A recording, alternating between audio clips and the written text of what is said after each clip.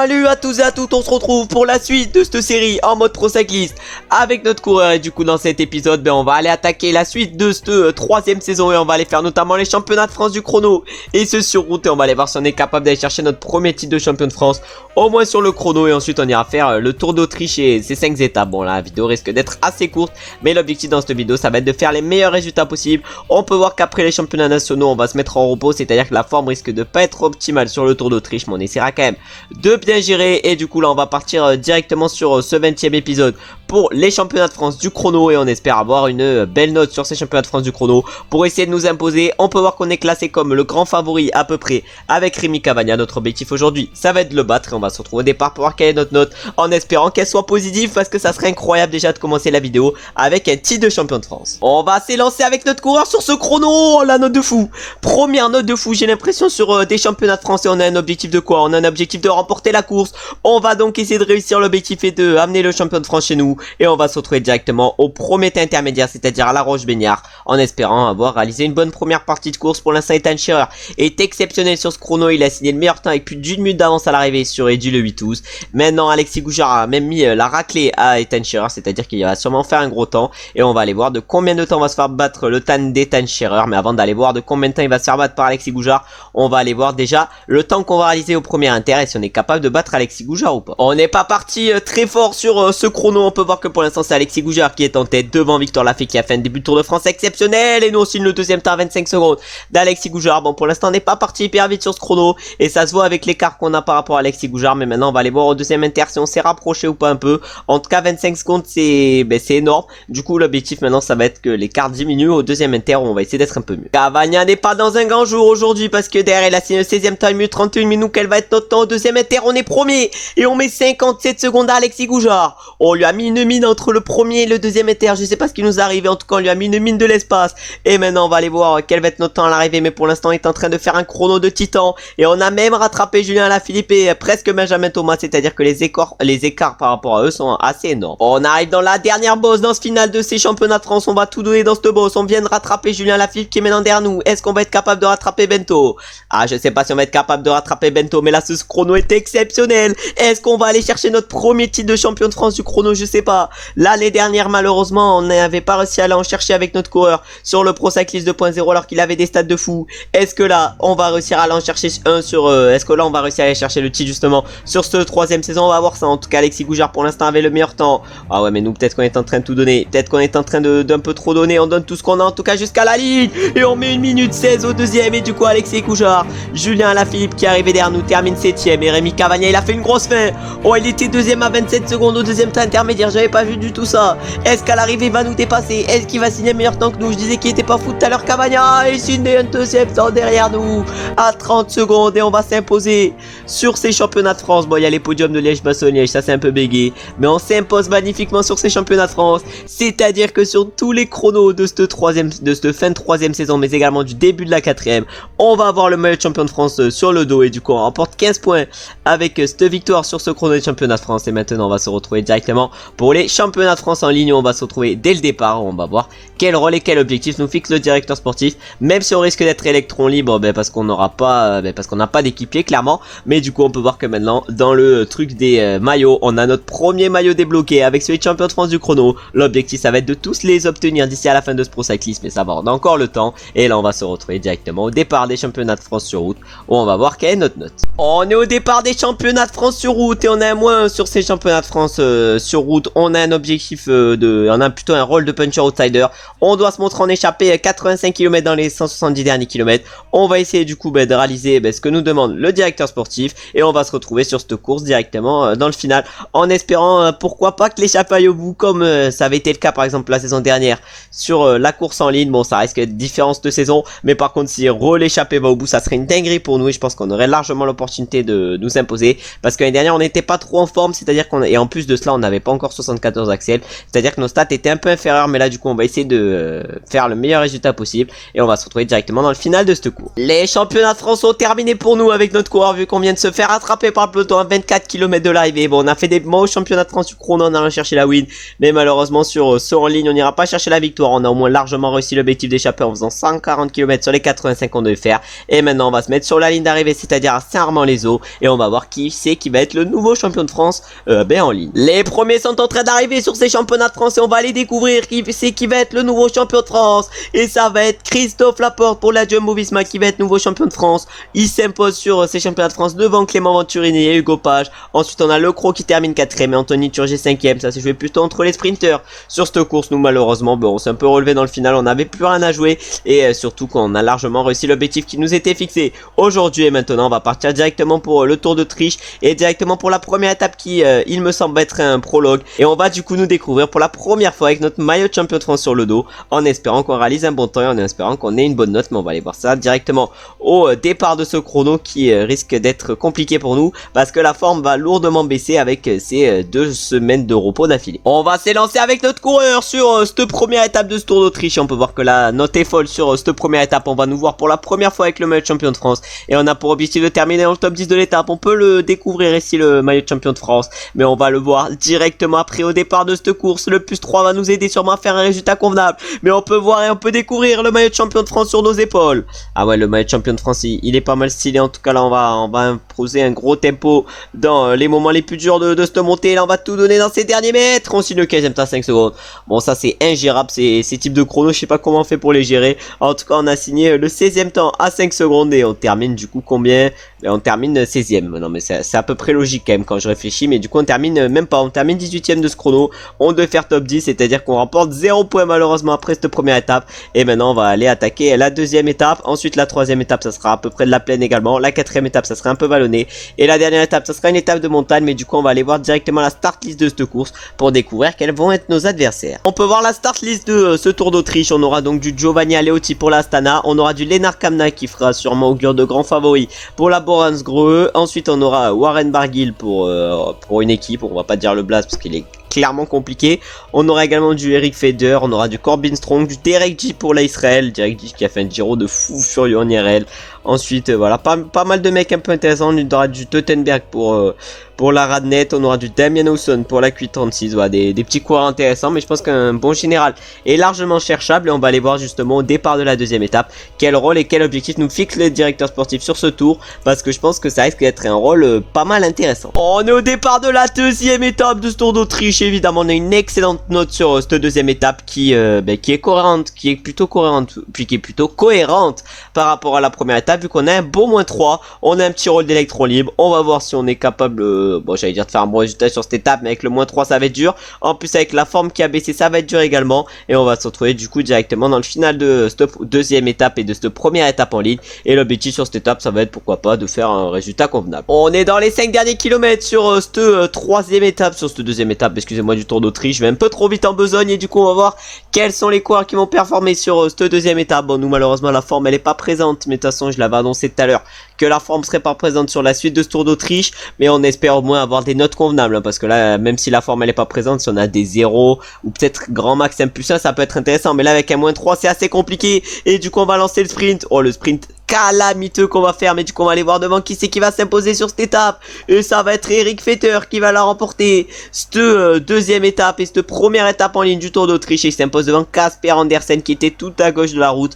Heureusement qu'il n'y avait pas 10 mètres de plus, sinon il perdait. Et ensuite on a Teutenberg qui fait 3, Tobias Müller 4 et Simone Belasco 5, tandis que nous on est le premier de l'équipe, non plutôt deuxième de l'équipe sur cette étape, vu qu'on termine 21ème, et le premier de l'équipe c'est Adam Holm qui termine lui 20ème. Nouvelle étape qui convient parfaitement à notre profil sur ce Tour d'Autriche, parce que cette troisième étape c'est encore à peu près de la plaine, mais après heureusement que c'est des étapes de plaine, parce que sur la deuxième étape qui convenait pas trop à notre coureur, on a eu -3, maintenant on a -4. Bon on espère que les notes sur les étapes qui vont un peu mieux le convenir, c'est-à-dire les étapes 4 et 5 seront meilleures, parce que pour l'instant ce Tour d'Autriche il est pas fabuleux au niveau des notes, et du coup on va se retrouver sur cette étape directement dans le final. En plus cette étape risque d'être, en plus de vidéo plutôt, risque d'être assez courte, parce qu'on aura juste le Tour d'Autriche à faire en plus des championnats nationaux, c'est-à-dire que là il reste encore seulement 3 étapes, et si on veut une vidéo pas trop courte, il va falloir commencer à faire des résultats sur les 2 dernières étapes, et il va falloir montrer notre facilité en montagne et en ballon, même si là elle est pas trop là, mais un petit 77 ballon normalement ça devrait nous permettre de faire des bons résultats, et 72 montagnes également. C'est pour ça qu'il va falloir essayer de faire des bons résultats,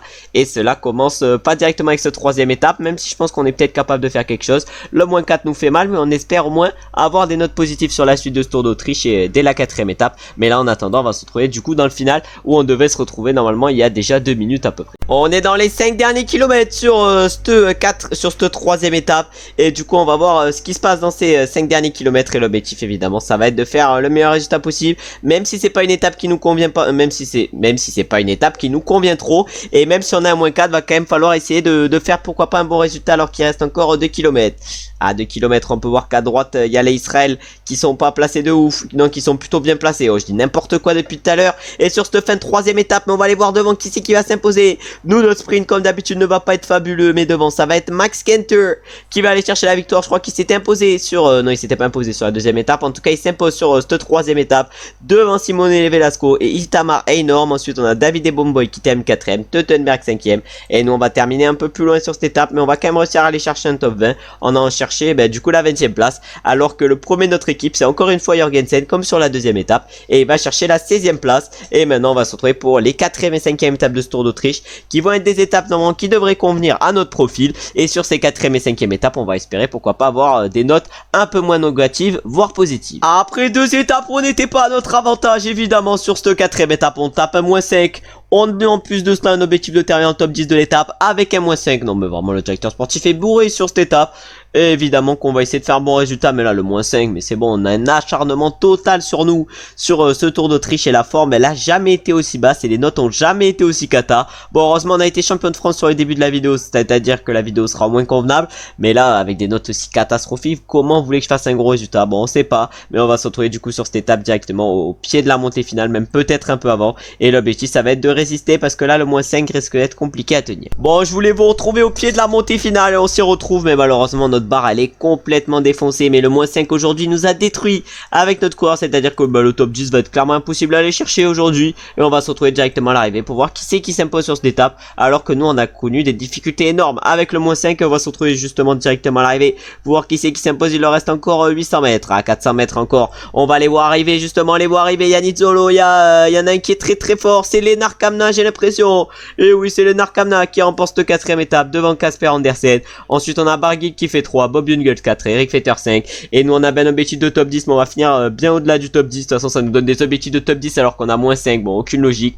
En tout cas, notre coéquipier Stone Mitted va chercher une belle 8ème place. Et maintenant, on va se retrouver au départ de la 5ème et dernière étape de ce Tour d'Autriche, en espérant cette fois-ci avoir une note convenable, parce que là, sur cette 4ème étape, le -5, il nous a clairement défoncé. On est au départ de la 5ème et dernière étape de ce Tour d'Autriche. Et on fait une note positive avec ce petit +2. Et justement, on a un +2. On doit faire le rôle d'équipier. On va pas assumer le rôle d'équipier. On va en faire qu'à notre tête. Et on va se retrouver au pied de la montée finale. Et nous, clairement, on va jouer notre carte perso aujourd'hui. Et je pense que même si Stone Mitted -3 en plus. Non, on va pas rouler pour Stone Mitted. Il a -3. En montagne, il est pas large mieux que moi. Je pense Stone Mitted, on va aller voir cette stat directement. Mais je pense pas qu'il soit large mieux que nous.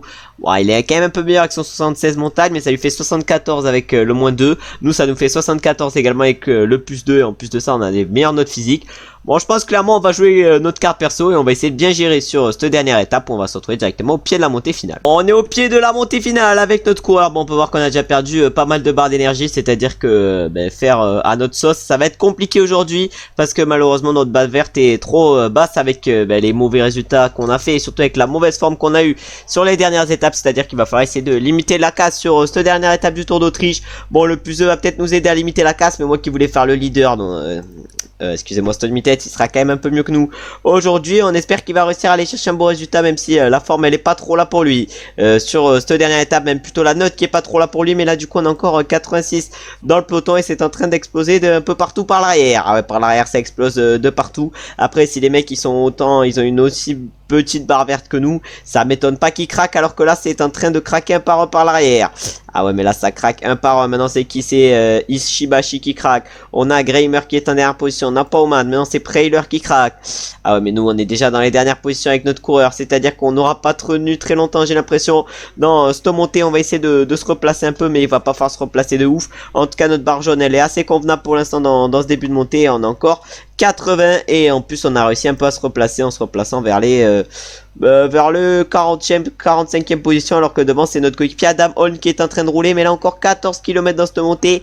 On va voir combien on est capable de, combien on en est capable de tenir, c'est-à-dire parmi ces 15 km, mais je pense qu'on est capable de faire une belle montée, alors que là derrière c'est Mark Waller qui craque. On a Porter, on a Vermeulen, on a qui d'autre, on a Oram, on a plein de monde qui sont en train de craquer, on a qui d'autre, on a Campenhardt. Ah ouais, on a Bomboy, on a pas mal de monde qui sont en train de craquer, on a encore 75 dans ce groupe, et Stone Mittet, notre coéquipier, est encore très bien, même si sa barre est à peu près comparable à la nôtre. Il est quand même un peu mieux placé, mais est-ce que Lennart Kamna devant il va attaquer? Ah, il a un bon plus de Lennart Kamna, il a une très belle barre d'énergie, il a un énorme plus d'aujourd'hui. Normalement il fait augure de grands favoris et de méga favoris même sur cette étape, et on va voir s'il va en profiter en accélérant. En tout cas devant c'est maintenant une équipe verte qui est en train de rouler. Bon, je sais pas c'est l'équipe à qui, ça doit être l'équipe Harry Costa, mais je sais pas du tout quel est leur leader. On a Chartner, on a Warren Barguil, ça doit être Warren Barguil leur leader. Est-ce qu'il est bien? Ouais, Warren il a moins 4 aujourd'hui, mais il est pas trop mal. Bon, je comprends pas les mecs. Ensuite on a Grove Chartner plus 2, il est plutôt bien. Bon, Barguil a moins 4, qui le mec est limite meilleur que nous, ça fait quand même un peu mal. Nous qui sommes à plus 2 et qui sommes au plus mal, bon c'est un peu dur, mais du coup là c'est en train de craquer de fou par l'arrière. On va être bientôt plus qu'une soixantaine dans ce groupe, et nous on va toujours figurer parmi ces 60 coureurs. Pourtant on fait pas une montée de folie, c'est à dire que pour l'instant sur ce tour de triche on n'est pas trop mal, et sur cette dernière étape et cette dernière course déjà de la vidéo, bon la vidéo elle aura été un peu cata, hein, par les championnats de France qu'on aura réussi à remporter sur le chrono directement avec la première course. Sinon après ça a été un peu poussif, mais là va falloir essayer de finir en beauté. Bon, je sais pas pourquoi j'ai dit 2 fois essayer. En tout cas on peut voir qu'il y a la banderole de Liège-Bastogne-Liège, je sais pas pourquoi je la vois partout, j'ai l'impression cette banderole de Liège-Bastogne-Liège. Et devant on a notre coéquipier Stone Mittet qui est toujours bien placé, alors qu'on n'est plus que 57 dans le peloton, et c'est en train de craquer de partout.